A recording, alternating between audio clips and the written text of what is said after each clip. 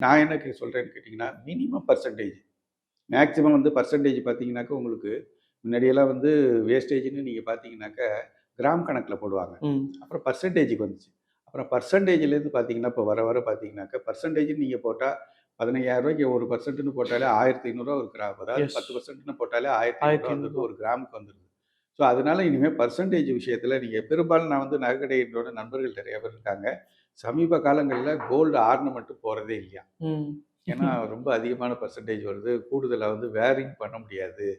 So இதை ஏன் risk எடுப்பான்னு சொல்லிட்டு இருக்கிற பணத்தை வந்து இன்வெஸ்ட்மெண்ட் வந்து ரியல் எஸ்டேட்ல பண்ணவங்க கூட சில்வர் பார்லையும் சில்வர் பார்லையும் கோல்டு காயின்ஸ்லையும் இன்வெஸ்ட்மெண்ட் பண்ண ஆரம்பிச்சிருக்காங்க.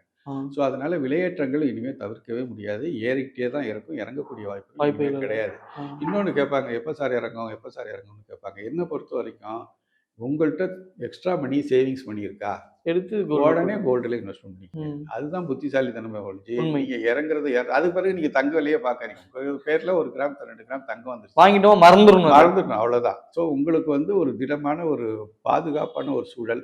நீங்க எந்த பொருளை வாங்கினாலுமே திருப்பி கொடுக்கும்போது விலை எப்படி இருக்கும்னு பார்த்தீங்கன்னாக்கா, பாதிக்கு பாதி கூட விற்காது. கோல்டு மட்டும்தான் உங்களுக்கு திருப்பி கொடுக்கும்போது விலையேற்றத்தையும் கொடுக்கும். அதே மாதிரி பார்த்தீங்கன்னாக்கா உங்களுக்கு ஒரு நம்பிக்கையும் கொடுக்கும்.